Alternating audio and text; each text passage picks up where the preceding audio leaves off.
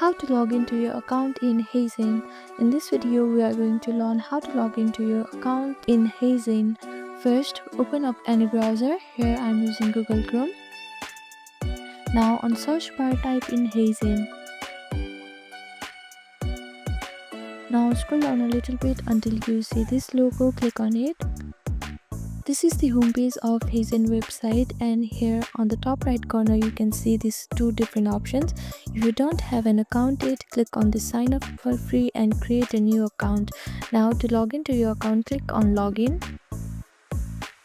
Here you have to type in your email ID on this first field and type in your password on the second field. If you have forgotten your password, click on this forgot password and reset your password.